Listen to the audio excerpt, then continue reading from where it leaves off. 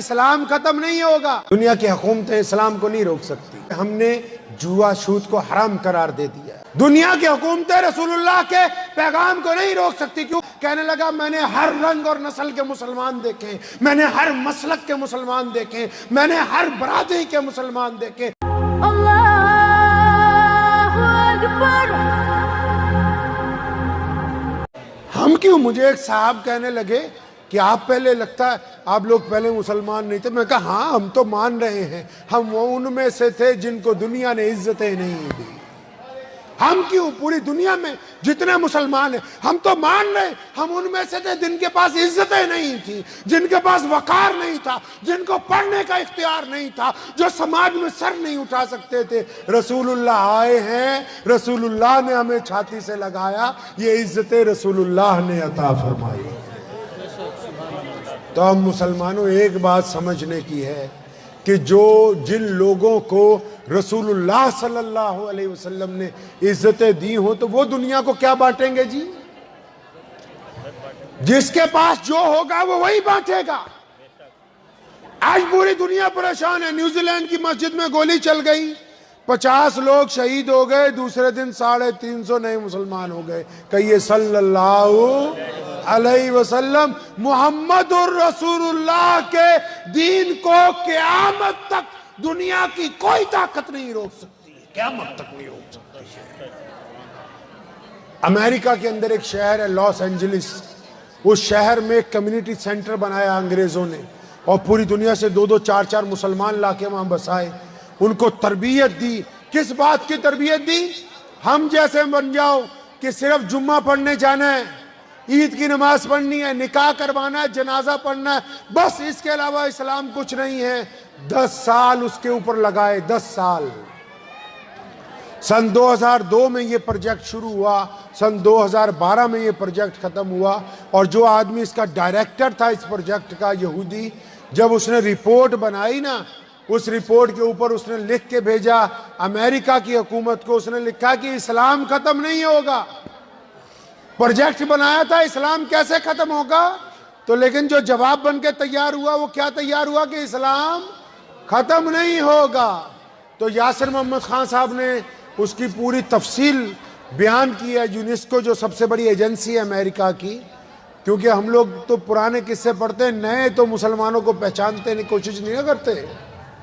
تو یاسر محمد خان نے لکھا ہے کہ اس یہودی نے لکھی جو وجہ، کہتا جب میں نے وہ وجہ پڑھی نا تو گھنٹوں روتا رہا۔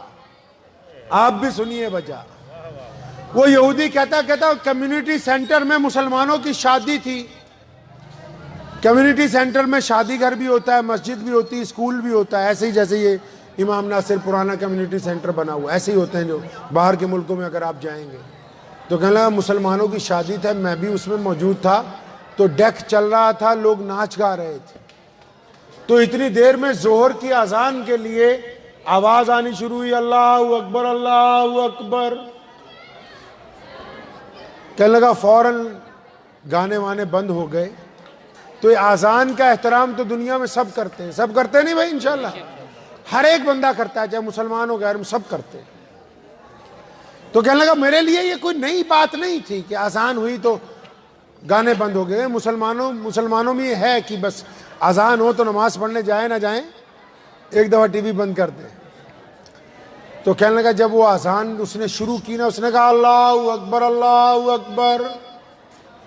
تو کہنے لگا اتنی دیر میں اچانک میں دیکھتا ہوں کہ ایک 17-18 سال کی لڑکی جس نے کپڑے بھی انگریزوں کی طرح پینٹ شرٹ پہنا ہوا ہے، تو وہ ایک طرف سے نا بڑی تیز چلتی، ادھر مؤذن کہتا ہے دوبارہ اللہ اکبر اللہ اکبر۔ تو کہتا وہ لڑکی بھاگنے لگتی، تو میں غیر ارادی طور پہ بس اسی کو دیکھتا ہوں کہ یہ بچی بھاگ کیوں رہی۔ تو کہا ادھر مؤذن اذان دے رہا ہے، تو ادھر وہ لڑکی بڑی تیزی کے ساتھ ایک سائیڈ سے دوڑتی وہاں پہنچی جہاں کھانے کے لیے ڈائننگ ٹیبل لگا ہوا ہے۔ اب وہ جہاں ڈائننگ ٹیبل لگا ہے وہ لڑکی وہاں پہنچتی ہے، پھٹافٹ پہنچ کے ایک پلیٹ اٹھاتی ہے کھانا کھانے والی، اس پلیٹ کو اپنے سر پہ رکھ کے وہاں کھڑی ہو جاتی ہے سائیڈ میں۔ اب وہ لکھتے ہیں، کہتے ہیں میں بڑا حیران ہوا کہ یہ ماڈریٹ لڑکی ہے، یہ کر کیا رہی ہے، اس کے دماغ میں کوئی سائیکولوجیکل ایفیکٹ آ گیا ہے۔ کوئی خرابی آ گئی اس کے دماغ میں؟ تو کہتے میں سارے مجمع کو چھوڑ کے اس لڑکی کے پاس کیا. اذان ختم ہو چکی تھی, پلیٹ اٹھا کے اس نے واپس رکھ دی. تو میں نے جا کے اس سے پوچھا, بچے کیا بات ہو گئی, آپ بہت تیزی سے آئی ہیں, پلیٹ اپنے سر پہ رکھی, بہت دیر کھڑی رہی.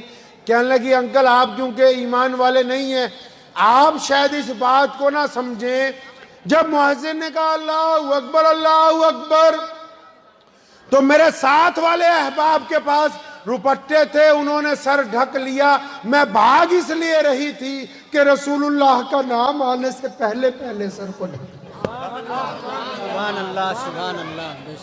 کہ آقا علیہ الصلوۃ والسلام کا نام آنے سے پہلے پہلے یہ سر ڈھکا جائے تاکہ اس نام کی بے ادبی نہ ہو جائے. تو اس نے لکھا ہے, کہنے لگا میں نے ہر رنگ اور نسل کے مسلمان دیکھے, میں نے ہر مسلک کے مسلمان دیکھے, میں نے ہر برادری کے مسلمان دیکھے. کہتا ہے اگر ان سب میں کوئی یکسانیت ہے, ان سب میں اگر کوئی برابری ہے, تو وہ صرف اور صرف یہ ہے کہ یہ محمد الرسول اللہ کے لیے جان دینے کے لیے تیار ہے. سبحان اللہ سبحان اللہ.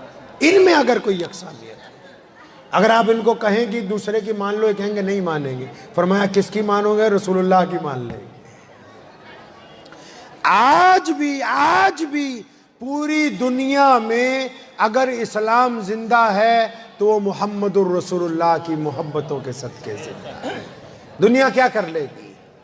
دنیا کی حکومتیں اسلام کو نہیں روک سکتی. کیوں؟ کیونکہ ہم نے جوا سود کو حرام قرار دے دیا. دنیا کی حکومتیں اسلام کو نہیں روک سکتی. کیوں؟ کیونکہ ہم میں کالے اور گورے کی تمیز نہیں ہے.